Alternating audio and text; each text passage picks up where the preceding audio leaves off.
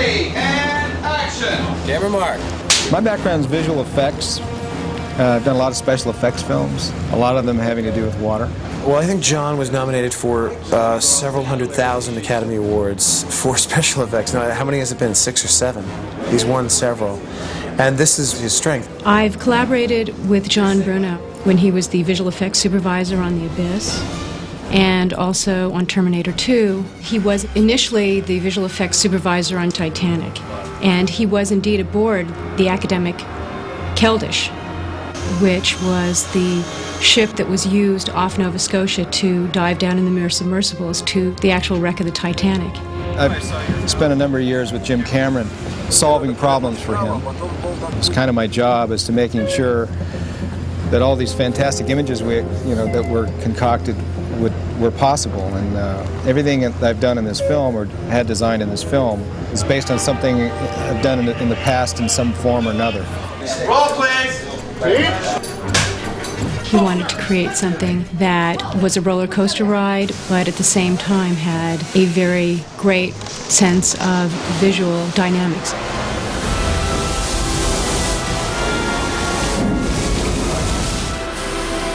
Captain, recommend new course heading 229 degrees magnetic. A tugboat crew is caught in a typhoon. Their barge is lost. And in the eye of the typhoon, they come across an abandoned Russian ship. What the hell happened in here? We went aboarding the Russian research vessel, and the crew members have all vanished. 300 crew members gone. What happened?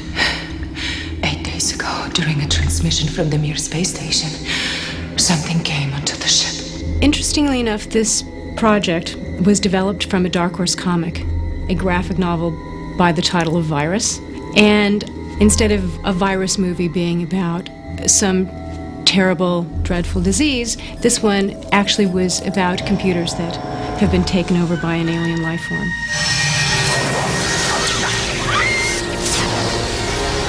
As they're beaming the data via satellite from the Mir on board the Volkov, they went up beaming this life form on board.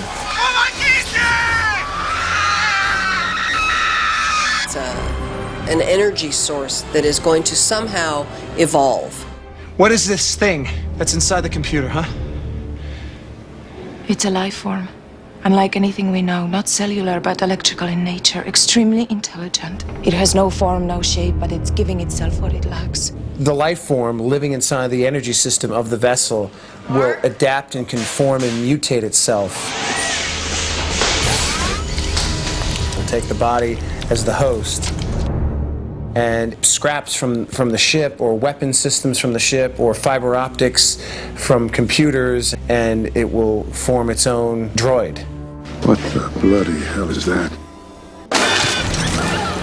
It uses these creatures to wreak havoc upon our poor booties.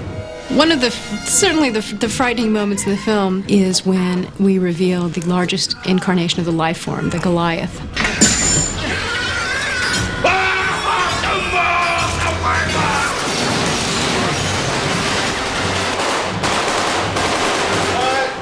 Very complicated. We have a number of effects companies involved. Steve Johnson, X-Effects, his group has basically built anything that has to do with our biomechanoids.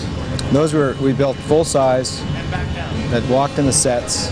We now have Phil Tippett involved, doing all their CG work. John Bruno with Phil Tippett is really a visual effects dream team. Certainly the limitations of a physical prop are kind of informed by the physics of its materiality and how big it is. As animators, we had to create a character that would move in a similar fashion as the actual puppet on location, but could do more things.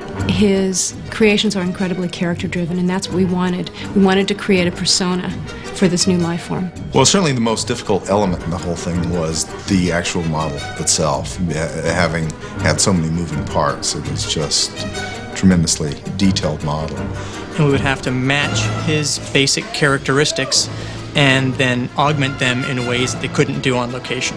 We'll look at the drawing and identify the similarities between the drawing and the actual plate, and we'll then discuss which elements within the shot need to be computer generated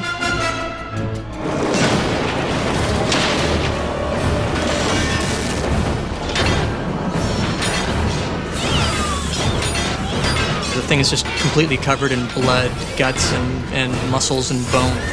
It's horrific. The bridge between live-action animatronics and 3D CGI effects is seamless. And that was certainly the most difficult and most challenging, and yet the most fun aspect of the visual effects on Virus. A monster is a, psychological analogy or a metaphor for the kinds of things that we are afraid of, the melding of flesh and metal. I'm on the audience. What do I want to see here? I want things that in this film that would actually make me sit up at the edge of my seat. It's a sci-fi summer movie, and if we did our job right,